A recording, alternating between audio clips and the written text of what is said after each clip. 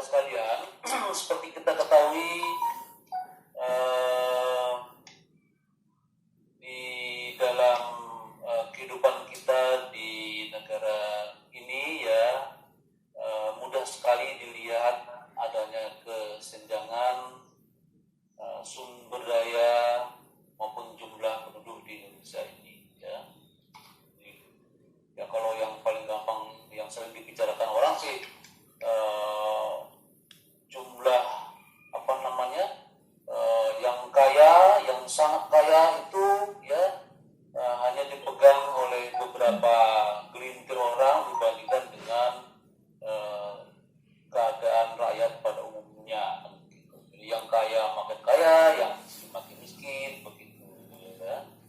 Nah itu yang seringkali diambil sebagai contoh.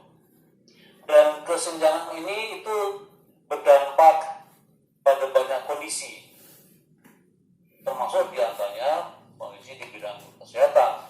Ya. Ini sangat mudah dimengerti. Ya.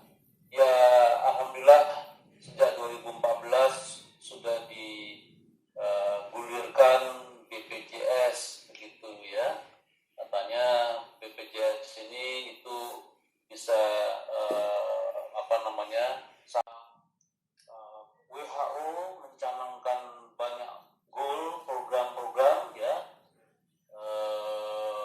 Mungkin yang masih terkait dengan KB adalah mungkin di program atau goal yang kelima barangkali ya, tentang gender ini ya, bahwa program KB ya itu selalu melibatkan pasangannya ya. Bahkan beberapa keadaan izin untuk kontrasepsi harus seizin suaminya gitu ya. Ini masalah gender itu penting sekali diperhatikan. Meskipun sebenarnya itu hak orang dewasa, sebenarnya hak si pasiennya kan ya, bahwa harus melibatkan dia, mampulah dan seterusnya. Ini kalau kita perhatikan demikianlah siklus kita ini, sehingga kesehatan reproduksi itu tidak saja hanya dimulai dari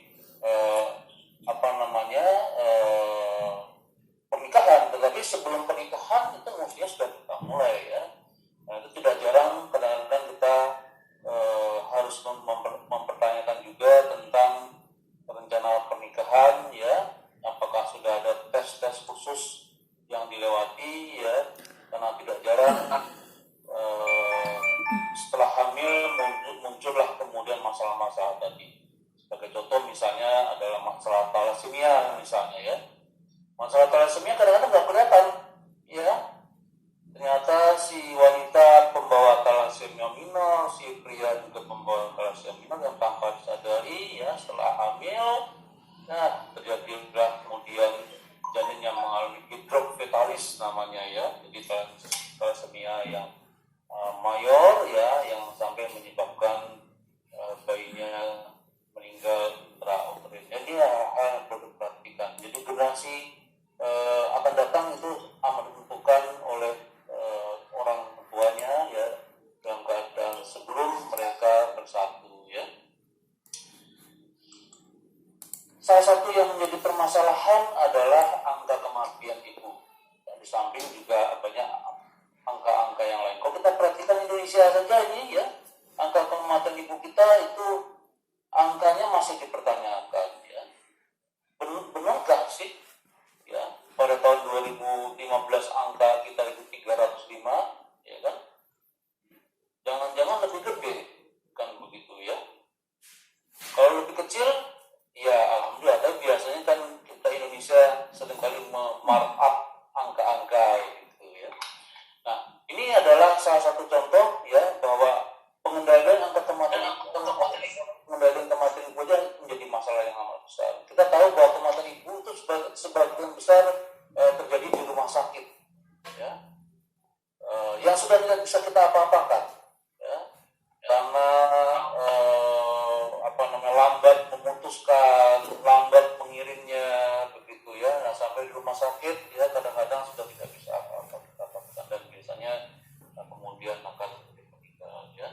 Angka kematian ibu ini harus diperhatikan sedemikian rupa dan harus ada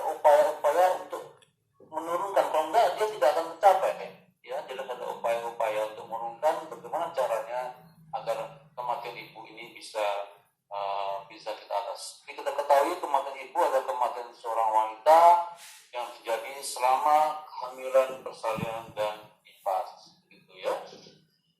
Jadi kalau tidak hamil tentu mesti nggak akan meninggal, ya kan? Karena kita tahu bahwa kehamilan yang menyumbang besar kematian. Karena itu dalam pilar safe motherhood seperti kita lihat di gambar ini ya ada 4 tiang, ada 4 pilar ya, agar jangan sampai meninggal ibu-ibu itu ya. Jadi pilar yang pertama adalah keluarga berencana. Maksudnya adalah kalau semua wanita itu atau keluarga itu ikut KB dalam hal ini menggunakan metode kontrasepsi, kan mestinya nggak hamil tuh. Ya, kalau nggak hamil ya tidak akan berhadapan dengan kematian ibu, kan begitu. Jadi yang tidak pakai KB hanya wanita-wanita yang memang ingin hamil, begitu ya. Seperti kita ketahui ya, cakupan KB di Indonesia kira-kira 63% ya, berarti ya 4 juta wanita di sana, tetapi hampir 80% KB gitu ya. Ya kalau jumlahnya sedikit memang gampang sih mengendalikan, mungkin begitu bandingnya dibandingkan Indonesia ya. Di Indonesia cakupannya ya harus 60% ya dari 60 juta ya, jadi masih banyak tugas kita sebenarnya ya.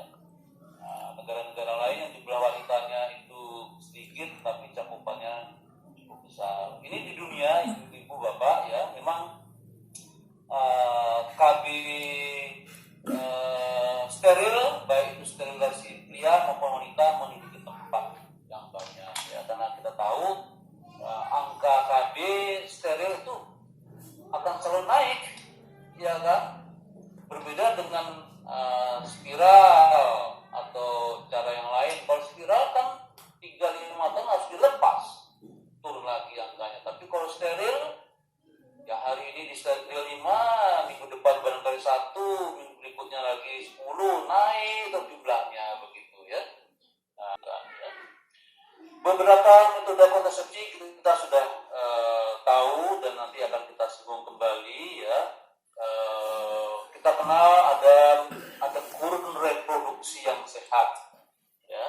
Kurun reproduksi sehat itu adalah kurun atau saat atau waktu di mana kehamilan, persalinan itu dianggap paling rendah risikonya ya, yaitu pada sekitar usia 20-35 tahun.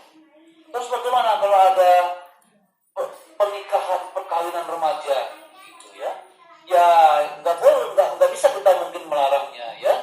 Ya silakan aja. Jadi kalau kita tenaga kesehatan menemukan mereka yang sudah menikah di usia remaja, ya kita akan upayakan ya silakan menikah adik-adikku ya, tapi jangan hamil dulu sebelum usia 20 tahun ya. Ya. Nah, demikian juga kalau mereka sudah berada di usia 35 tahun ya, maka kita kirimkan pilihan KB yang kira-kira baik. Dan ini adalah pilihan KB yang rasional ya. Kalau ingin menunda kehamilan, mencegah kehamilan, menjarakkan ya syarat atau mengakhiri kehamilan. Nanti kita bicarakan satu demi satu ya. Sebagai contoh misalnya IUD, ya IUD bisa digunakan untuk mencegah kehamilan, bisa kita gunakan untuk menjaga kehamilan, atau bisa juga kita gunakan untuk mengakhiri tidak hamil lagi ya, karena kita tahu